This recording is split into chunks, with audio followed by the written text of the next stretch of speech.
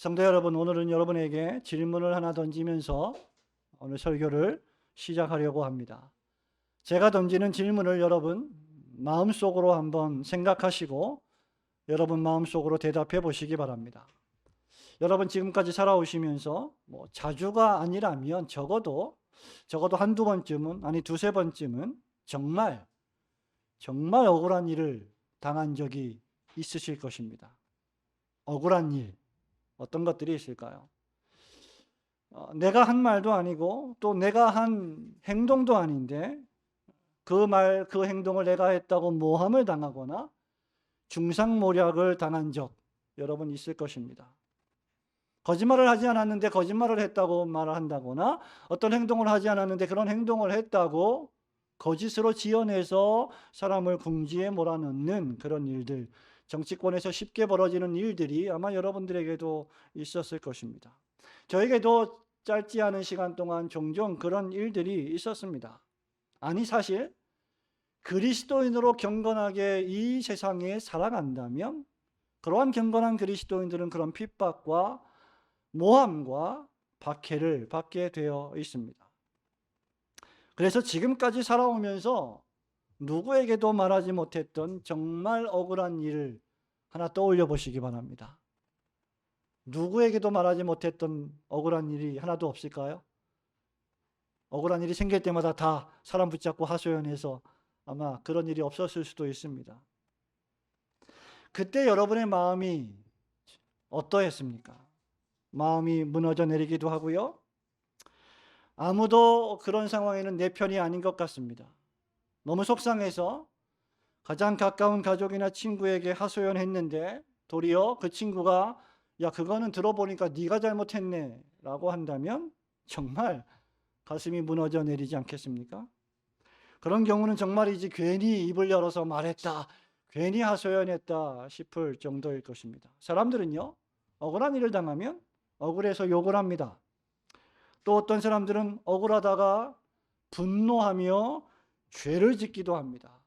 또 다른 사람들은 너무나 억울해서 그 억울함을 해결하지 못해서 극단적인 선택을 하거나 극단적인 행동을 하기도 합니다. 사실 지금 이 시편을 노래하고 있는 다윗이 그러한 상황이었습니다. 저는 늘 이야기하지만 구약 성경과 신약 성경에서 억울한 일을 당해서 극단적인 선택을 해야 될 가장 많은 이유를 가진 사람 한 명씩 떠올리라면 다윗과 바울이 아닌가라는 생각이 들 정도입니다. 이 시편의 배경이 정확하지는 않지만 지금까지 우리가 살펴본 것처럼 악인들에게 고난당하는 다윗의 심정이 잘 드러나 있습니다. 다윗 역시 억울한 일을 당했습니다. 죽을 것 같은 수치와 압제를 당했습니다. 왕의 권좌에서 내려오게 되었습니다. 광야로 유리 방황하게 되었습니다. 심지어 생명의 위협과 협박까지 당하고 있었습니다.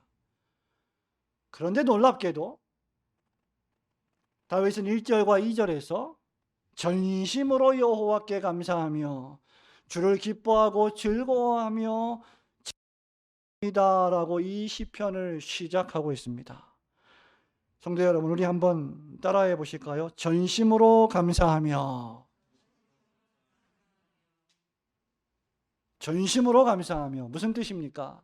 정말 진심을 다해서 온 마음을 다하여 감사하고 있다는 다윗의 감정을 고스란히 전해주는 것이죠. 이런 다윗의 감사와 찬송은 여러분이 신약성경을 자주 읽으셨다면 빌립보서 4장 4절과 6절의 말씀을 떠올리게 할 것입니다. 주 안에서 항상 기뻐하라. 내가 다시 말하노니 기뻐하라.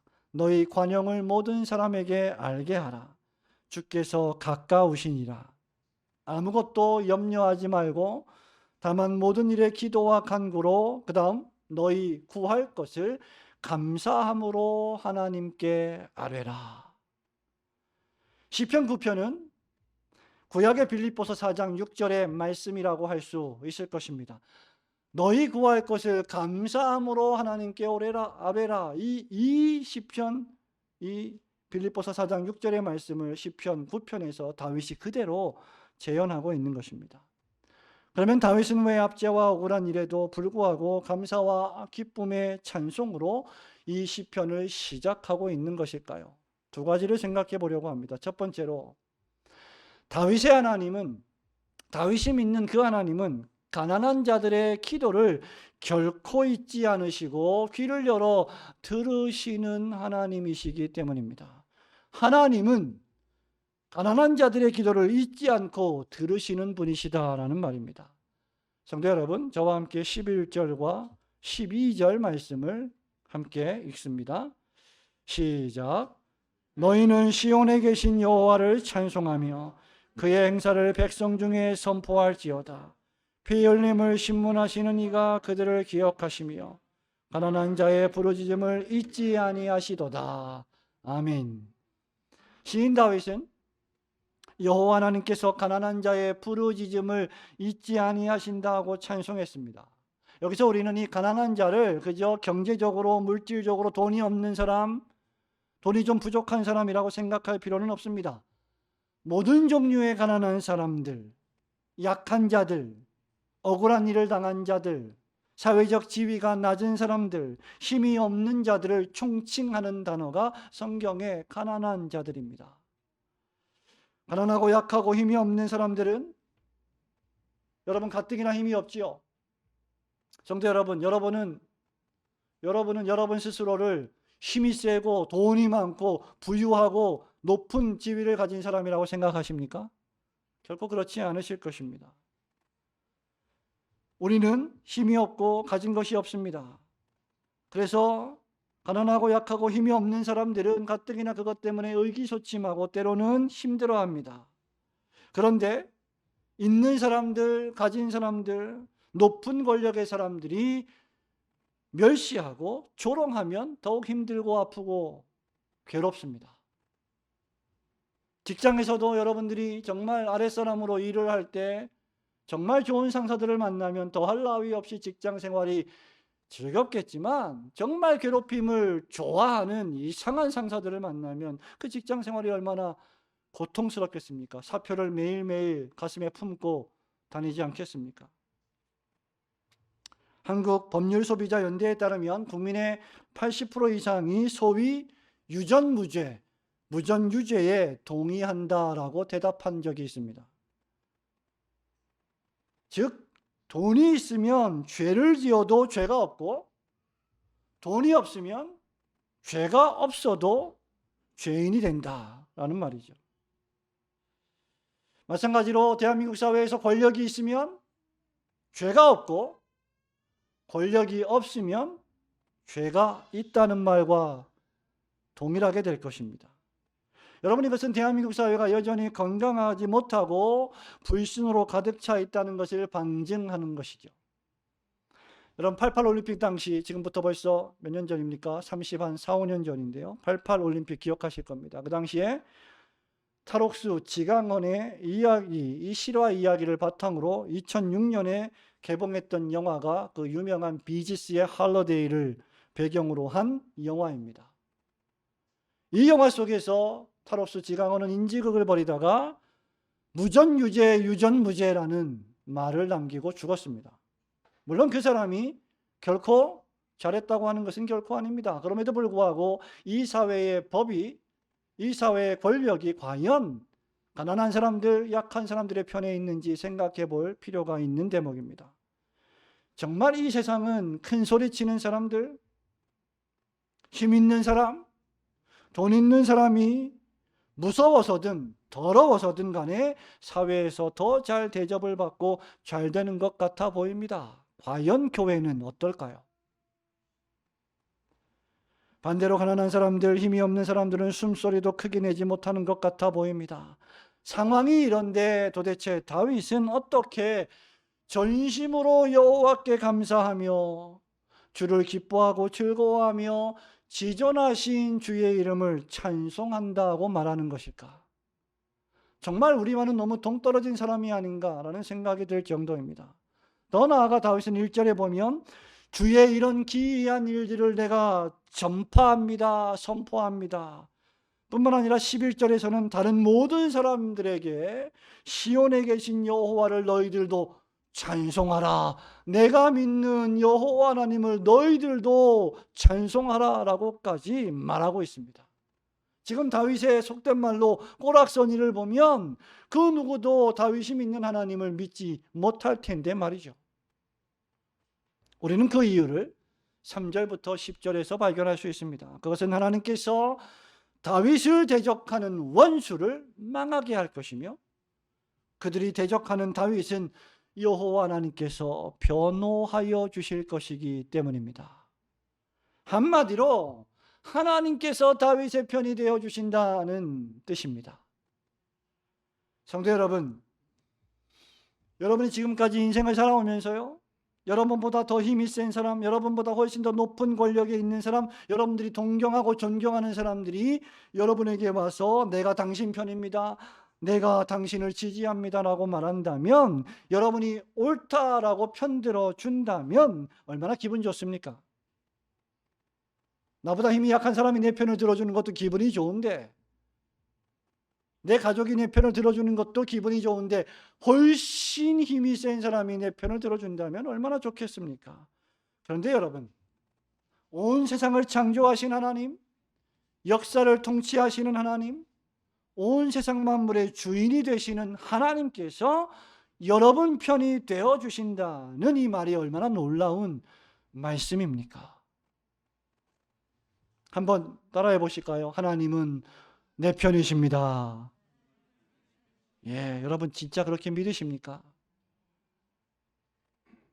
다윗은 그것을 5절부터 계속 설명하고 있어요. 하나님은 이방 나라를 책망하시고 혼내시고 잘못했다라고 매우 따끔하게 나무라시고 악인을 멸하십니다. 원수를 끊어버리시는 두려운 하나님이십니다.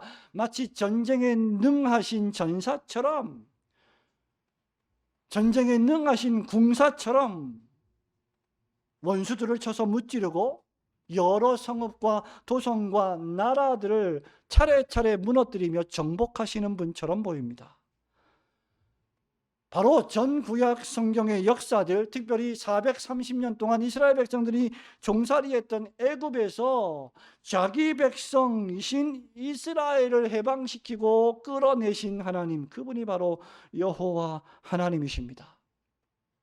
하나님께서 홍해를 가르셨습니다. 이스라엘을 추격해오는 바로의 마병과 군병들을 홍해 바닷속에 수장시켜 버리셨습니다. 이스라엘을 죽이려고 달려오는 모든 적군들을 멸하셨습니다.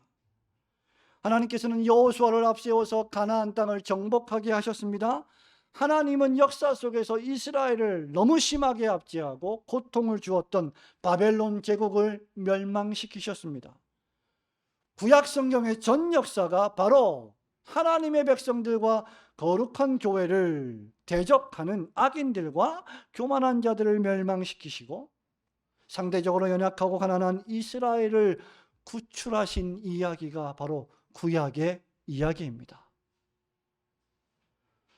성도 여러분, 생각해 보십시오. 오늘날 구약 시대에 그 화려했던 이집트, 애굽 대제국이 오늘날 어디에 있습니까? 역사 속의 애굽이 어디에 있습니까? 성도 여러분, 바벨론 대제국이 천하를 호령했던 페르시아 제국이 오늘 어디에 있습니까? 역사 속에 자취도 없이 사라져 버렸습니다. 한때 전 세계를 제패했던 그리스와 로마 제국은 또 어떻게 되었습니까? 간신히 관광 사업으로 명맥을 유지하는 나라로 전락하지 않았습니까? 성도 여러분, 이 세상은 힘 있는 나라, 힘 있는 사람, 돈 있는 사람들이 지배하는 것 같지만 결코 하나님의 사람 다윗은 그렇게 생각하지 않았습니다. 다윗은 하나님께서 악인을 심판하시고 의인을 변호하여 주실 것을 굳게 믿었습니다. 바로 이것이 다윗이 1절에서 말한 주의 모든 기이한 일들입니다. The wonderful things of the Lord. 주께서 행하신 놀라운 일들 말이죠. 지금도 세상 여러 곳에서는 여러분들이 이렇게 쾌적하고 안락한 예배당 공간에서 예배드리고 있지만 지금도 여전히 특별히 공산권 국가 속에서 수많은 그리스도인들이 핍박을 당하고 목숨을 걸고 예배를 드리고 있습니다. 고난과 핍박을 당합니다. 생명의 위협을 당합니다. 그리고 하나님께서는 이러한 잔혹함을 허용하시는 듯해 보입니다. 하지만 교회와 복음의 원수들은 주 앞에서 언젠가 무너져 망하게 될 것입니다. 그리고 주님께서는 성도와 교회를 변호하여 주실 것입니다. 마치 주님이 교회와 성도의 가장 강력한 변호사가 되셔서 모든 송사와 고소로부터 무죄 선언을 하여 주실 것입니다.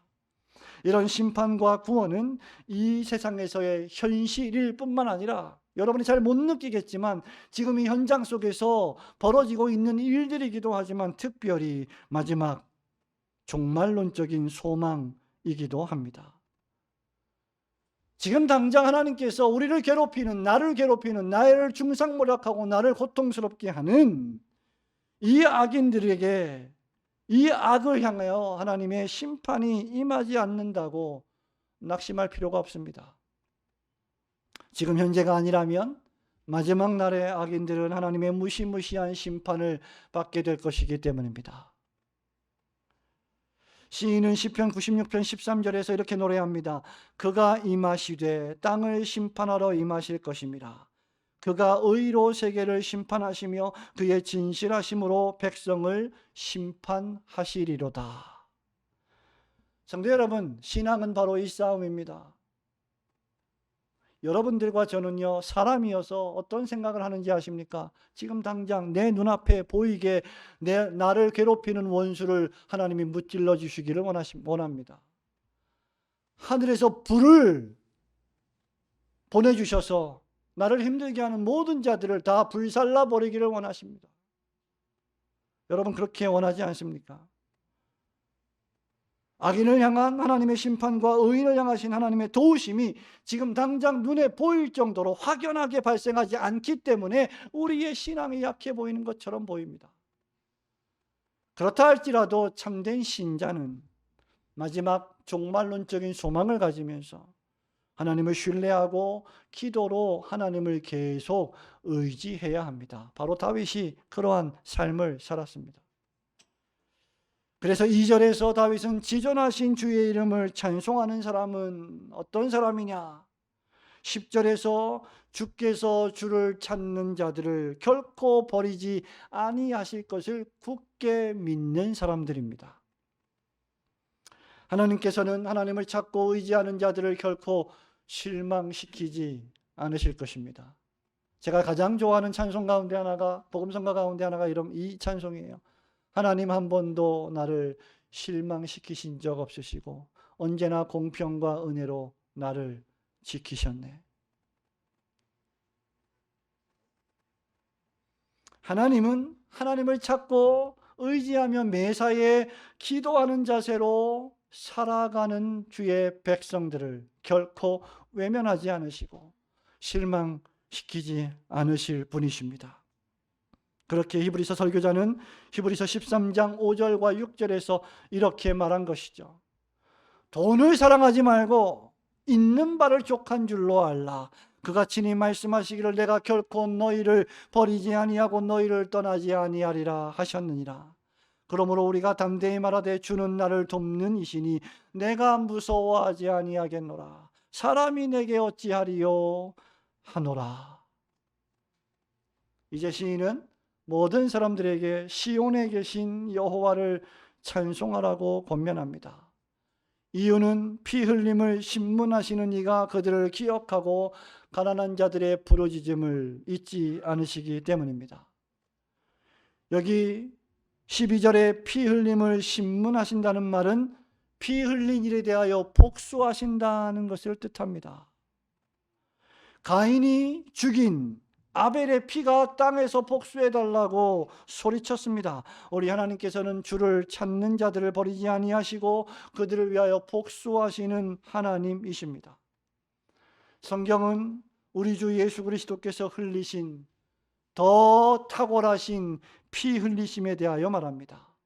예수 그리스도께서 여러분을 위하여 십자가에서 피 흘리심으로 하나님의 원수와 여러분의 원수가 패배했습니다. 그리스도의 속죄적 죽으심으로 말미암아 그리스도께서는 죄와 사단과 마귀와 죽음과 지옥을 정복하고 승리하셨습니다. 그리고 여러분들에게 믿음으로 말미암는 영생을 선물로 주셨습니다. 이것이 바로 주 여호와 하나님의 기이하고 놀라운 일입니다. 다윗이 평생 믿음으로 살아갈 용기와 힘을 얻게 해주시는 여호와 하나님의 놀라운 일들입니다. 우리 주 여호와 하나님께서 연약하고 가난한 자들을 기억하시고 그들을 버리지 아니하심을 굳게 믿으시고 여호와 하나님께 전심으로 감사하며 주님을 기뻐하고 즐거워하며 항상 주의 이름을 찬송하시는 성도들이 되시기를 주님의 이름으로 축원합니다. 두 번째로 다윗은 왜 압제와 억울한 일에도 불구하고 전심으로 감사하며 기쁨과 즐거움 가운데 찬송을 하나님께 올리고 있습니까? 그것은 온 세상을 통치하시는 여호와 하나님께서 공의로 세상을 다스리시는 유일하신 재판장이시기 때문입니다. 여호와 하나님께서 공의로 세상을 다스리시는 재판장이시다. 우리 15절부터 18절 말씀 15절부터 18절 말씀 함께 읽겠습니다. 이방 나라들은 시작. 이방 나라들은 자기가 판 웅덩이에 빠지며 자기가 숨긴 그물에 자기 발이 걸렸도다. 여호와께서 자기를 알게 하사 심판을 행하셨습니다. 악인은 자기가 손으로 행한 일에 스스로 얽혔도다. 학가yon 셀라.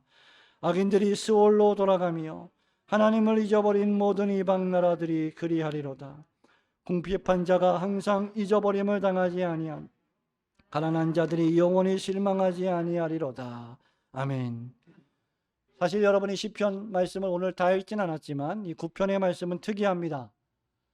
이 시편 9편의 말씀을 잠깐 구조적으로 요약하자면 1절, 2절은 찬양으로 시작합니다. 그리고 19절, 20절을 기도로 마칩니다. 찬양으로 시작해서 기도로 마치는 구조이죠. 그리고 3절부터 10절에서는 찬양의 이유를 밝힙니다. 11절과 12절에서는 또 찬양하고 13절과 14절에서는 또 간구하며 15절부터 18절은 그 찬양과 다윗의 간구의 이유를 밝힙니다. 그리고 마지막으로 또 간구하며 이 노래를 마치고 있습니다.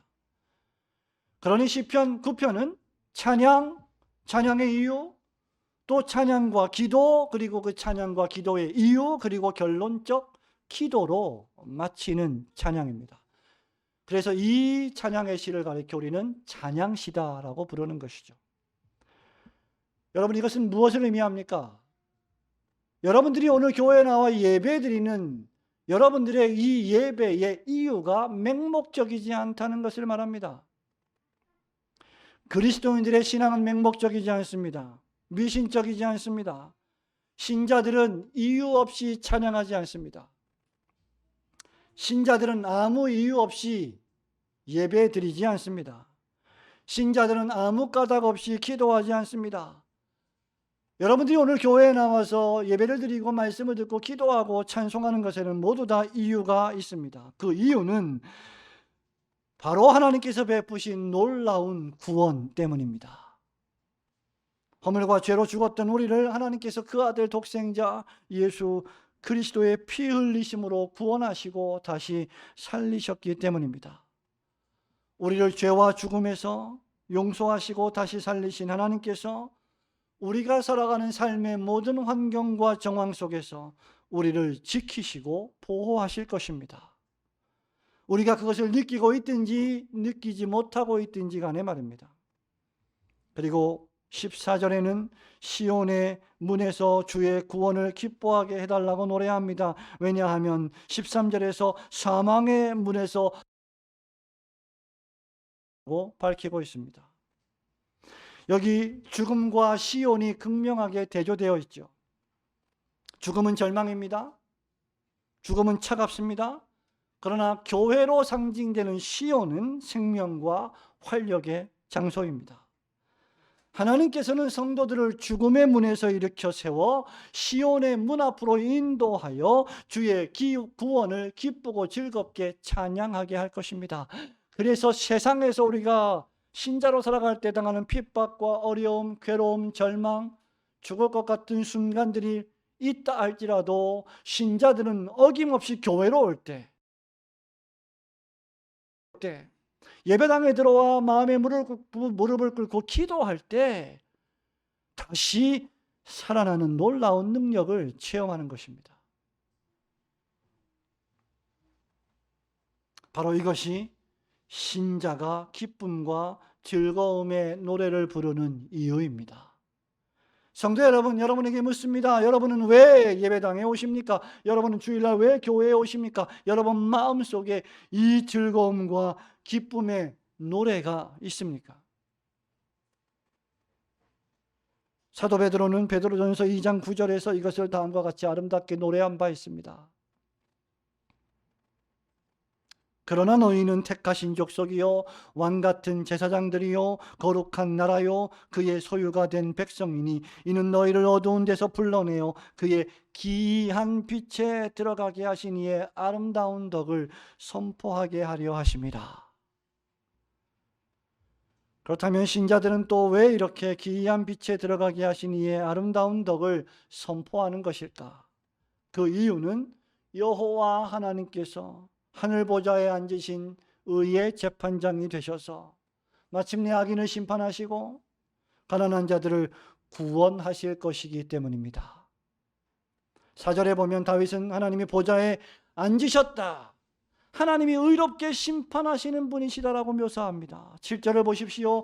하나님이 영원히 앉으셨다라고 말합니다. 심판을 위하여 보좌를 준비하셨다라고 말합니다. 마치 판사가 재판장에 입성하여 앉는 것처럼 하늘의 재판장에 앉아 계신다는 것을 말합니다. 8절을 보십시오. 공의로 세계를 심판하시고 정직으로 만민에게 판결을 내리시는 분이시다 라고 다윗은 노래합니다. 16절에서도 여호와께서 심판을 행하셨다라고 했습니다.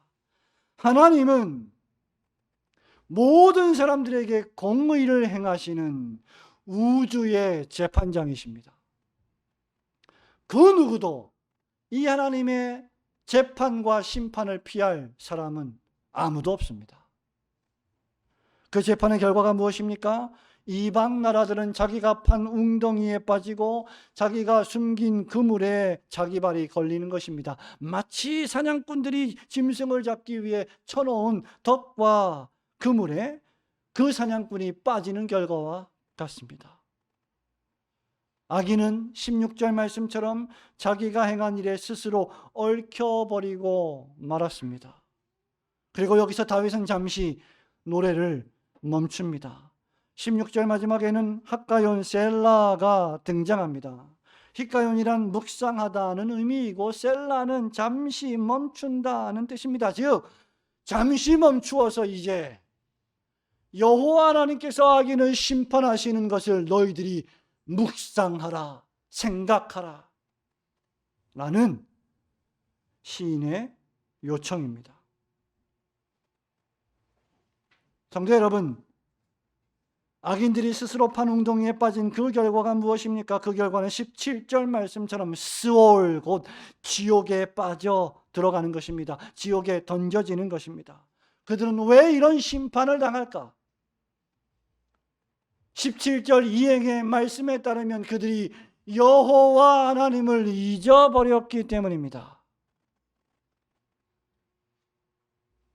하나님을 잊어버린다는 말은 건망증처럼 깜빡한다는 말이 아닙니다. 하나님을 잊어버린다는 이 말은 하나님의 기이한 일을 믿지도 않고 하나님의 통치를 무시하며 교만하고 방자하게 하나님이 없는 것처럼 살아간 삶을 뜻합니다.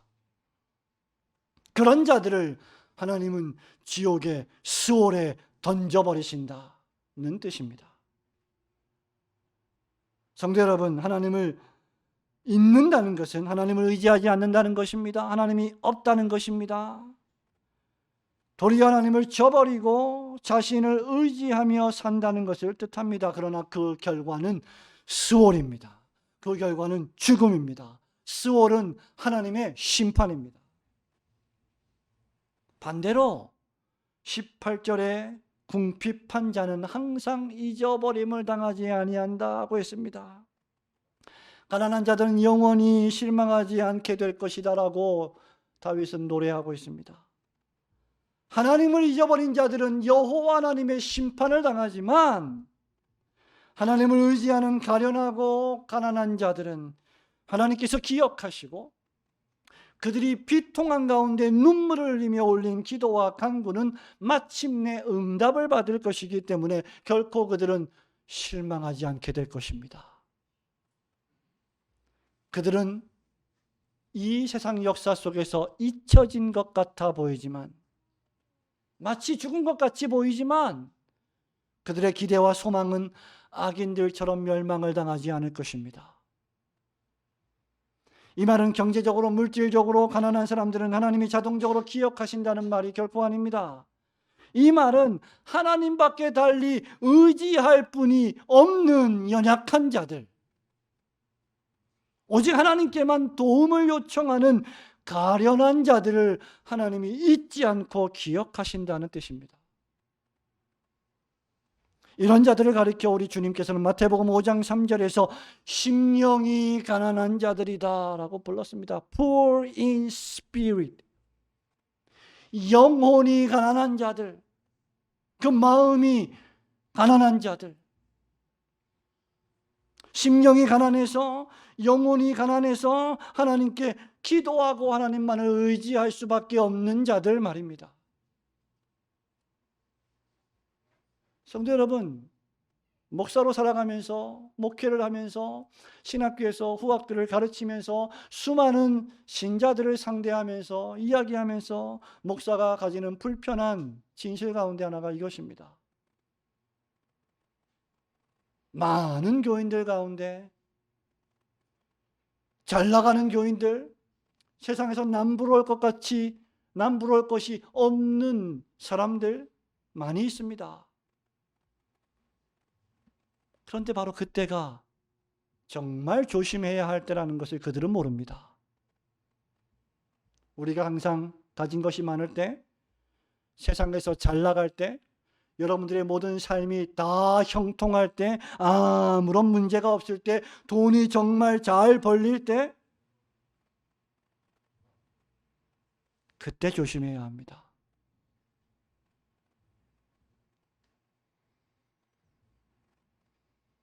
바로 그때가 온 세상을 공의로 통치하시는 재판장이신 하나님을 잊어버리기 매우 쉬울 때이기 때문입니다. 바로 그때가 여호와께서 명령하신 안식일을 기억하여 거룩히 지키라는 그 계명을 어기기 쉬울 때이기 때문입니다. 바로 그때가 하나님의 백성들과 함께 교제하는 한 날보다 세상의 궁정의 첫날을 더 좋아하는 매우 위험한 때이기 때문입니다. 그러나 그 결과는 수월입니다. 그 결과는 심판입니다. 저는 짧은 목회 경험을 통하여 세상에서 잘 나가다가 하나님을 잊어버리고 결국 하나님의 심판과 징계를 당했던 많은 사람들을 목격해 왔습니다. 자주 경고했지만 그 경고를 무시하고 세상에서 살다가 천부여 의지 없어서 손들고 옵니다 라고 하는 사람들을 너무나 많이 보아왔습니다. 신자가 할 일은 산자와 죽은 자를 선악간에 심판하러 다시 오실 주 예수 그리스도를 믿고 그분을 의지하며 겸손히 하늘의 재판장 되신 하나님께 기도하고 간구하는 것뿐입니다. 그 하나님께서 때로는 조금 지체하시는 것 같아 보이기도 합니다. 아예 활동을 하지 않으신 것 같이 보일 때도 있습니다. 내 편이 아니신 것 같습니다. 하지만 여전히 하나님은 악인들의 죄와 악을 감찰하시고 거짓과 중상모략을 감찰하시며 마침내 악인들을 심판하실 것입니다. 주 여호와 하나님께서 공의로 온 세상을 재판하시고 심판하시는 재판장이시기 때문입니다. 그러므로 우리는 비록 이 세상에서 다윗처럼 압제를 당하고 억울한 일을 당하며 여러분의 삶에 환난과 핍박이 있다 할지라도 마침내 하나님께서 가장 합당한 때에 가장 합당한 방법으로 우리의 원수들을 심판하시고 우리의 의와 송사를 변호하실 우리의 하늘 재판장이신 여호와 하나님을 굳게 의지하고 그분께 계속 기도해야 할 것입니다. 여기서 중요한 것은 신자가 여러분이 하나님을 믿고 하늘의 공의로우신 재판장께 기도하는 기도의 삶 그 자체입니다. 철로역정의 저자로 유명한 17세기 영국 청교도 목사인 존 버년, 여러분 너무나 잘 아실 것입니다. 그 존 버년 목사님은 실로 기도의 사람이었습니다. 수많은 핍박을 당했습니다. 국교회의 핍박 속에서 복음을 전하다가 설교하다가 국교회가 정한 법에 따라서 노방에서 허락 없이 설교하고 교회에서 허락 없이 설교하면 감옥에 쳐넣는다라는 그 경고에도 불구하고 그는 설교했습니다. 복음을 전했습니다. 무려 16년 동안 그 일로 베드포드 감옥에 갇히게 되었습니다. 철로역정이라고 하는 명작이 바로 그 베드포드 감옥에서 만들어진 것입니다. 그 번연이 쓴 또 다른 역작이 바로 기도에 관한 책입니다. 최근에 복 있는 사람이라는 출판사에서 존 번연의 기도라는 책이 나왔습니다. 존 번연 목사님은 기도를 통해서 자신에게 닥친 시련과 고난을 이겨나가는 기도의 사람이었습니다. 당국의 법을 어기고 설교했다는 이유로 무려 12년 6개월 동안 감옥에 갇히게 되었는데 이 감옥에서의 시간은 실로 그에게 기도의 시간이었고 기도의 학교였습니다. 그는 잠시 감옥에서 풀려났지만 다시는 설교하지 않는다는 조건으로 풀려났지만 풀려나자마자 또다시 설교함으로 그 즉시 감옥에 투옥된 복음의 사람이었습니다. 번연은 불굴의 기도로 고난을 이겨냈습니다. 시련을 극복했습니다. 번연에게 기도란 그저 스스로 기도라고 생각하는 몇 마디 말을 중얼거리는 것이 아닙니다. 바리새인의 기도문을 읊조리는 것이 아니었습니다. 존 번연에게 기도란 온 영혼과 마음과 감정을 다하여 오늘 다윗이 1절에서 말한 것처럼 전심으로 자신을 올려드리는 제사의 행위였습니다. 기도할 때 나의 감정과 나의 지성과 생각과 마음과 인격 전체를 하나님께 바치는 예배의 행위가 기도였습니다. 번연에게 기도란 자신이 기도하는 그 소원을 이루지 못하고 그리스도와 교통하지 못하고 일어나서 돌아서느니 차라리 말 그대로 지쳐 쓰러지는 편을 택하는 것이었습니다. 이런 기도 때문에 그는 삶에서의 수많은 의심과 걱정과 마음의 고통을 극복할 수 있었고 하나님께서 그에게 주신 길을 잘 달려갈 수 있었습니다. 존 오웬 목사님은 그 당시 궁중에서 설교했던 궁중 설교가 존 오웬 목사님은 그 당시에 왕이 오웬에게 존 번연과 함께 친하게 지내는 그 오웬에게 존 번연은 그 당시에 댐장이었습니다. 존 오웬은 가장 학식이 뛰어난 사람이었습니다. 왜 저런 댐장이와 당신같이 유명하고 학식 있는 사람이 가까이 지내느냐라고 물었을 때 존 오웬은 내가 존 번연 목사님의 신앙적인 상상력을 살 수만 있다면 나의 모든 학식을 기꺼이 버리겠습니다라고 대답했습니다. 성도 여러분, 여러분이 존 번연 무릎 밑에서 번연의 기도를 배울 수 있다면 여러분의 모든 것을 버려야 합니다.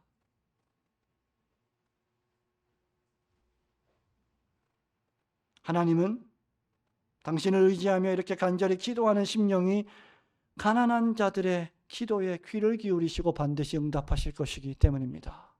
과연 여러분은 심령이 가난한 자입니까?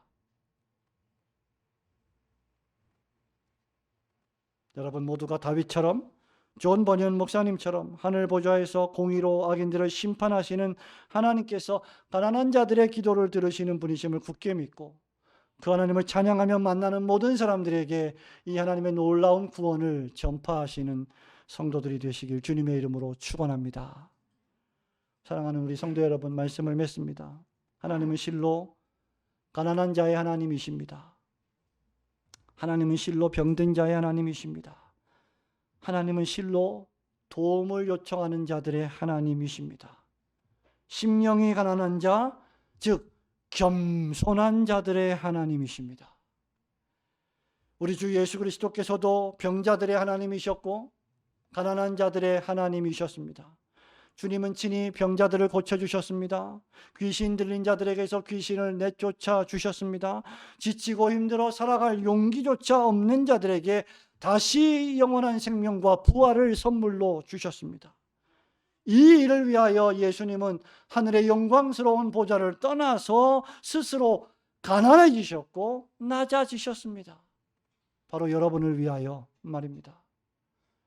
수많은 모욕과 치욕을 견디셨습니다. 철저하게 그 순간에도 하나님 아버지를 의지하셨습니다. 그런데 왜 그 하나님과 예수님을 믿는 여러분들은 모욕과 치욕을 당할 때 견디지 못하고 분을 내며 하나님께 기도하지 못하고 그렇게 불평하고 원망하며 살아가는 것입니까? 그런 주 예수 그리스도의 기도를 우리 하나님 아버지는 다 들으시고 응답하셨습니다. 아까 말씀드린 대로 우리 주님은 심령이 가난한 자가 복이 있다 하셨고 천국이 바로 그런 사람들의 것이다라고 하셨습니다. 여러분 돈으로도 못 갑니다. 하나님의 나라 말입니다. 똑똑해도 못 갑니다.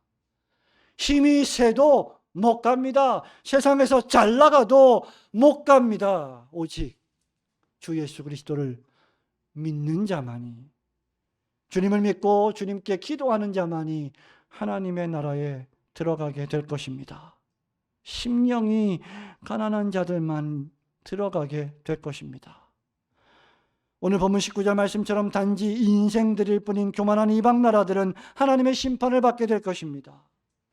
그들이 여호와 하나님을 교만하게 잊어버렸기 때문입니다. 심령이 가난하지 못하여, 겸손하지 못하여, 가진 것이 너무 많아, 권력이 너무 커서 하나님 없이도 잘 살아가는 사람들처럼 살아가고 있기 때문입니다. 하지만 하나님은 그런 그들을 두렵게 하시고 결국 하나님을 떠난 인간들은 그저 인생들일 뿐임을 알게 될 것입니다. 잠깐 오면 죽음이라고 하는 심판을 맞이하게 돼 그저 에노시 인생들일 뿐, 사람들일 뿐임을 그들은 깨닫게 될 것이고 그때가 오면 그들은 후회해도 이미 늦을 것입니다. 그러므로 이제 다시 여러분의 영혼을 살피시고 여러분의 심령이 무엇 때문에 부풀어 올랐는지를 보시고 하나님 앞에 가난하게 간구하십시오. 주 예수 그리스도를 의지하십시오. 우리 주님은 주를 찾는 자들을 결코 버리지 않을 것이며 가난한 자의 부르짖음을 잊지 아니하실 것이며 그 결과 그들은 영원히 실망하지 않을 것입니다. 예수 그리스도 안에 있으면 실망하지 않습니다. 그리스도 안에 있으면 기쁘고 즐겁습니다. 그래서 바울이 항상 기뻐하라, 쉬지 않고 기도하라, 범사에 감사하라고 말할 수 있었던 것입니다. 그게 가능하기 때문입니다. 예수 그리스도 앞에 나와 그리스도 안에서 참되게 안식하시며 찬양하고 간구하시는 성도들이 되시기를 우리 주님의 거룩하신 이름으로 축원합니다.